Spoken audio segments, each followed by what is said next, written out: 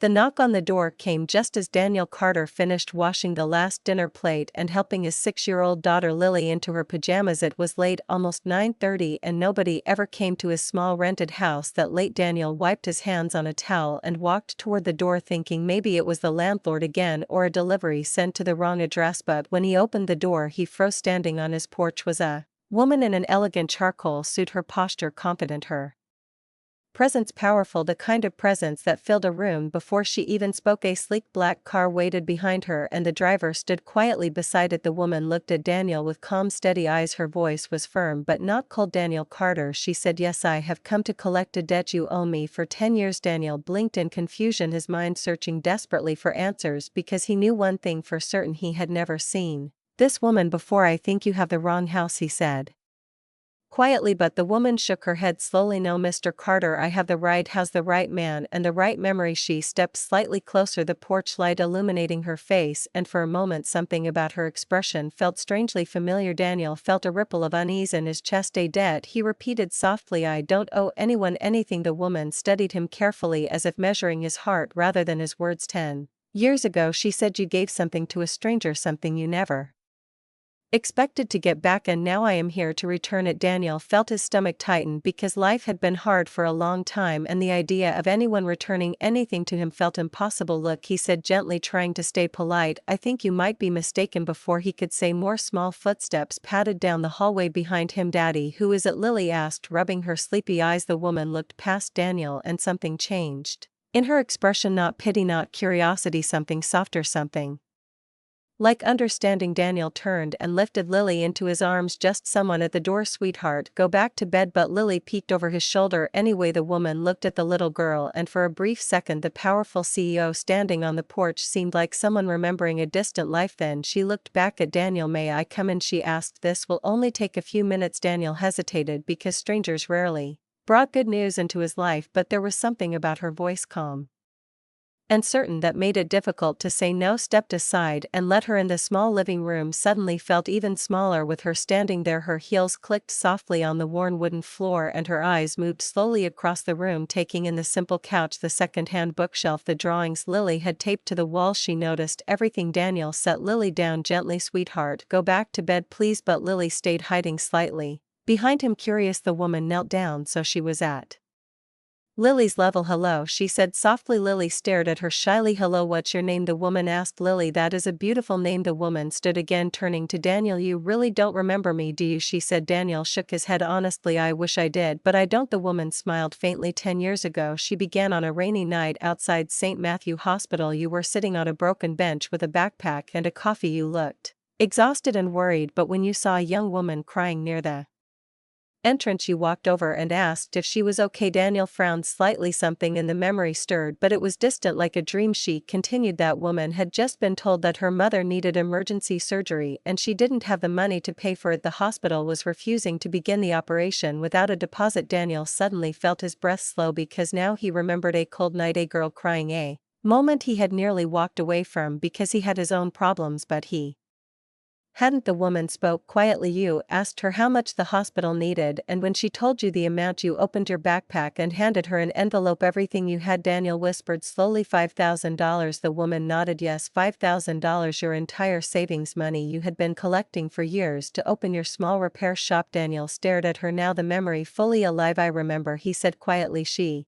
promised she would pay it back someday." The woman smiled gently. "Yes, she did, and tonight she has come to keep that promise." Daniel's eyes widened slightly. "You were that girl?" "Yes, my name is Victoria Hale." Daniel felt his mind spin because even he recognized the name Victoria Hale, the powerful CEO whose company dominated headlines, the woman who had built a billion-dollar technology empire. But the woman standing in his living room was not the image he had seen in magazines. She was simply the girl from the hospital. "I tried to find you for years," she continued, "but you disappeared. You moved twice, changed jobs, and eventually I stopped searching because my life became chaos. My mother survived the surgery because of you, and that changed everything." Daniel felt a strange warmth in his chest, but he shook his head. "You don't owe me anything," he said gently. "Anyone would have helped." Victoria looked at him with knowing eyes. "No, they wouldn't. You didn't even know me. You had your own struggles, yet you gave everything you had. That night you changed my life." Daniel laughed quietly, almost embarrassed. "Well, it ruined my plan of opening that repair shop. Victoria studied him again, then glanced around the modest room. What happened after that? She asked softly. Daniel sighed, leaning against the wall. Life happened. My wife passed away 4 years ago. Cancer, medical bills piled up, and I worked whatever jobs I could find just to keep this little house and take care of Lily. Victoria looked at the hallway where Lily had slowly wandered back toward her bedroom. For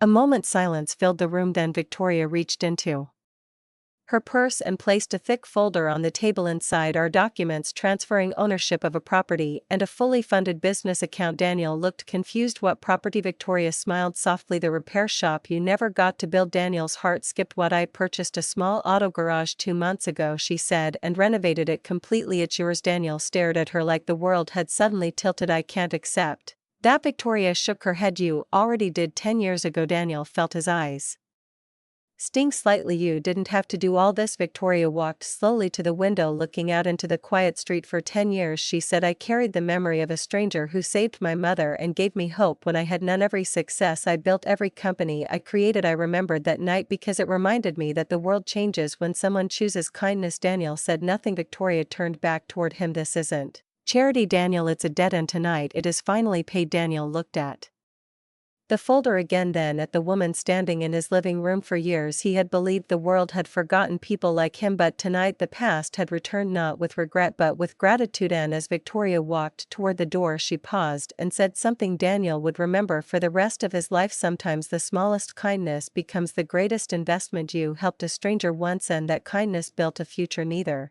of us could see. Then she stepped out into the night, leaving Daniel standing in the quiet room holding a future he thought he had lost forever. And in that moment he realized something powerful. Kindness never truly disappears, it simply waits for the right moment to come back home. Daniel stood in the quiet living room long after the front door closed behind Victoria. The folder was still in his hands, but his mind had not yet caught up with what had just happened. 10 years. 10 years ago he had given away everything he had to a stranger outside a hospital on a cold rainy night, and now that stranger had returned as one of the most powerful women in the country, standing in his small house offering him the future he once dreamed of. For a moment Daniel wondered if exhaustion had finally caught up with him and he was imagining all of it, but the folder in his hands was real. He slowly sat down on the couch and opened it. Inside were official papers, property ownership documents, business registration forms, and a bank account statement with a number that made his chest tighten. There was more money in that account than Daniel had ever seen in his entire life, enough to open the repair shop he had dreamed about, enough to secure Lily's future, enough to finally breathe again. Daniel ran his hand across his face, trying to steady himself. Footsteps came softly from the hallway. Lily stood there hugging her stuffed rabbit, her sleepy eyes curious. Daddy, the lady left. Daniel nodded slowly. Yes, sweetheart, she did. Lily walked closer, climbing beside him on the couch. Who was she? Daniel looked down at the folder, then back at his daughter. Someone from a long time ago, he said softly. Someone who remembered something important. Lily tilted her head in that thoughtful way children often do. Was she nice? Daniel smiled gently. Yes, very nice. Lily yawned and leaned against him. Then that's good. Within seconds she had fallen asleep against his shoulder, trusting the world the way children do. Daniel carried her back to bed, carefully tucking the blanket around her small shoulders as he stood there watching her breathe peacefully. Something inside him shifted. For years life had felt like an endless uphill climb, working 2 jobs, paying medical bills, trying to be both mother and father. After his wife Emma passed away, every day he woke up determined simply to survive. Dreams had slowly been pushed aside, but now standing in that quiet bedroom Daniel realized something strange. The dream had come back. The next morning Daniel barely slept, but he woke early before the sun had fully risen. He made coffee and opened the folder again, studying the documents carefully. Everything was legitimate. Victoria Hale had truly transferred ownership of a fully renovated auto repair shop to him. The location was only 15 minutes from his house. The business already had equipment, tools, and a small office ready to open. Daniel sat there staring at the address written neatly across the page. His hands trembled slightly. For 10 years he had tried not to think about the repair shop dream too often. It hurt too much, but now the opportunity was sitting in front of him again, and this time it came with a chance he never expected. At 7:30 Lily came running into the kitchen, her hair messy and her energy unstoppable. Daddy, why are you smiling? she asked. Daniel laughed, realizing he was smiling without even noticing. Because today we are going somewhere special, he said. Where you'll see. An hour later they stood in front of a small brick building with a brand new sign above the garage door, Carter Auto Repair. Daniel stared at the sign for a long moment, his heart pounding slowly. His name, his dream. Lily tugged his hand. Daddy, is this yours? Daniel swallowed hearty. Sweetheart, it is. Inside the garage smelled like fresh paint and new tools. 3 repair bays stood ready with modern equipment. A small office sat in the corner with a desk computer and a framed note resting on top. Daniel walked slowly toward it. The note was written in elegant handwriting. Daniel, you once helped someone when you had nothing. Build something beautiful here. The world needs more people like you, Victoria. Daniel folded the note carefully, placing it in his pocket. For the first time in years, hope filled the space where worry had lived. But building a dream was not easy. The next weeks were exhausting. Daniel worked from sunrise until late evening, repairing cars, managing paperwork, and slowly building a reputation. Some days only one customer arrived, other days none. Bills still needed to be paid, and doubt often crept into his mind late at night. What if he failed again? What if he let this second chance slip away? But every morning he remembered why he was there, not just for himself, for Lily, for Emma, for the kindness that had come full circle. Slowly word began to spread through the neighborhood. People noticed Daniel was honest. He charged fair prices. He explained problems patiently instead of taking advantage of customers who knew nothing about cars. One elderly man told his friends that mechanic actually cares. Within months the shop became busier. Soon Daniel hired his first employee, a young mechanic named Carlos who had struggled to find steady work. Daniel recognized the same determination he once had then. A second employee joined, and a third. The little garage slowly grew into something alive. But the moment Daniel would remember forever came almost exactly 1 year after Victoria knocked on his door. It was late afternoon when a sleek black car pulled into the garage parking lot. Daniel looked up from an engine he was repairing. He recognized the car immediately. Victoria stepped out dressed in a simple coat rather than a corporate suit. She walked inside the garage, looking around quietly. The shop was full. 3 mechanics worked in different bays. Customers sat in the waiting area drinking coffee. Lily sat behind the office desk, proudly doing her homework. Victoria smiled softly. Daniel wiped his hands on a cloth and walked toward her. I was wondering when you would visit, he said. Victoria looked around the garage again, clearly impressed. You built something wonderful here. Daniel shook his head gently. You helped build it. Victoria turned to Lily, who looked up excitedly, recognizing her. The lady from the door, Lily said happily. Victoria laughed softly. Yes, that's me. She walked over and knelt beside the desk. You must be helping run the business. Lily nodded proudly. I checked the papers. Victoria looked at Daniel. Future CEO, perhaps. Daniel smiled. Wound surprised me. For a moment the three of them stood there quietly watching the busy shop. Finally Victoria spoke softly. You know something, Daniel? People often ask me what the secret to success is: strategy, innovation, leadership, but they are always surprised by my answer. Daniel raised an eyebrow. What do you tell them? Victoria looked around the garage once more than back at him. I tell them the most powerful investment in the world is kindness. 10 years ago a struggling man gave a stranger everything he had. That one decision changed 2 lives. Daniel looked around his shop at the employees working hard, the customers trusting him, the little girl doing homework behind the desk, and he understood something deeply in that moment. Kindness had not only returned, it had multiplied. Victoria smiled gently before leaving. As she stepped back into her car she said one last thing: never underestimate what a single good decision can become, because somewhere in the future someone may be building their entire life on that moment. Daniel watched the car drive away, feeling grateful in a way words could never fully express. That night as he closed the garage and walked home with Lily holding his hand, he realized the truth behind everything that had happened. Kindness is never wasted. It travels through time, through people, through unexpected moments, and one day when you least expected it comes back, not just as repayment but as a new beginning. The night after Victoria visited the shop, Daniel stayed longer than usual. The garage was finally quiet, the tools resting where they had been left, the smell of oil and warm metal still hanging softly in the air. Daniel turned off the lights one by one until only the small office lamp remained glowing in the corner. Lily had fallen asleep on the couch while coloring a picture of the shop with bright crayons in her drawing. The building was bigger than it really was, and there were flowers around the doors and a smiling sun above the roof. Daniel smiled at the innocence of it. Children always believed things could grow bigger than they were, and maybe sometimes they were right. He picked up the drawing carefully and placed it on the office wall right beside Victoria's note. Build something beautiful here. Daniel leaned back in the chair thinking about how strange life could be. A year ago he had been working double shifts fixing engines for someone else, barely making enough to keep the lights on. Now he owned a business, 3 people worked under his roof, and customers trusted him every single day. But what mattered most to him was not the money or the success, it was the feeling that the world had not forgotten kindness. 2 months later, something unexpected happened. A man in his mid-30s walked into the garage looking nervous. His clothes were worn and his hands shook slightly as he approached the desk. Daniel greeted him with his usual calm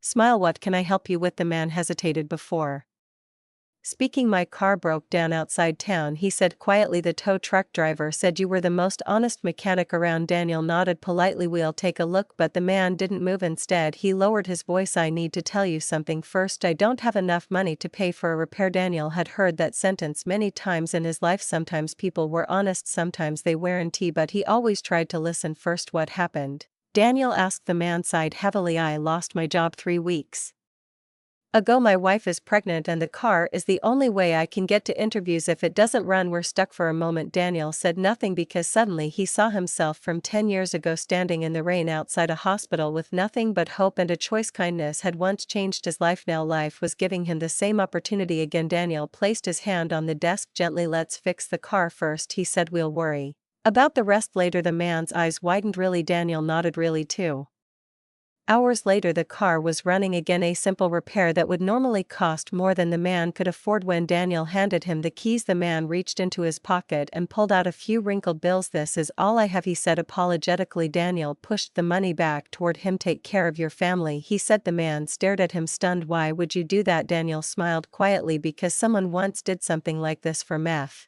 Man left with tears in his eyes, promising he would never forget it. Daniel didn't think much more about it, but kindness has a strange way of continuing its journey. 6 months later the garage was busier than ever. Cars lined up outside waiting for repairs. Daniel and his team worked non-stop to keep up. Late one afternoon the same man returned, but this time he looked different, confident, stronger, and he wasn't alone. Beside him stood a woman holding a small baby wrapped in a blanket. The man walked straight to Daniel with a wide smile. "You probably don't remember me," he said. Daniel studied his face for a moment before recognition appeared. "Your car broke down outside town." The man nodded. "Yes, I got the job I was going to interview for that day. If my car hadn't worked I would never have made it." He looked down at the baby in his wife's arms. "And this little girl arrived 3 weeks ago." Daniel felt warmth spread through his chest. "That's wonderful." The man reached into his jacket and handed Daniel an envelope. Daniel opened it slowly. Inside was a check for 5 times the cost of the repair, but there was also a note. It read, "Kindness should travel forward, not stop. Thank you for helping my family start our future." Daniel looked up speechless. The man smiled. "I told my boss about what you did. Our company owns a delivery fleet, 30 trucks, and they all need regular maintenance. If you want the contract, it's yours." Daniel blinked in disbelief. 30 trucks meant steady work for years. The garage would grow faster than he ever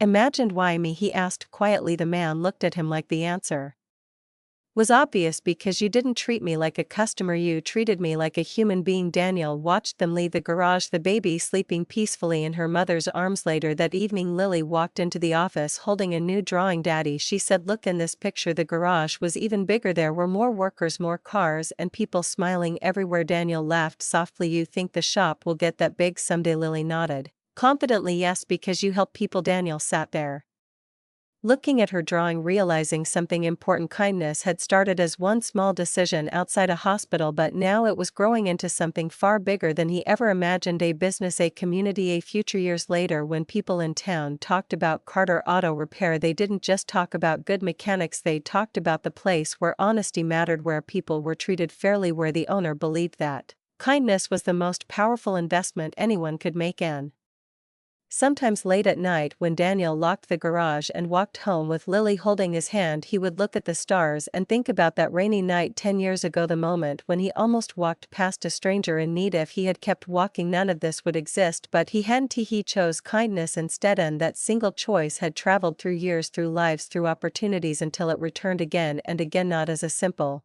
repayment but as a reminder that the smallest act of goodness can quietly build a future more powerful than anyone can imagine.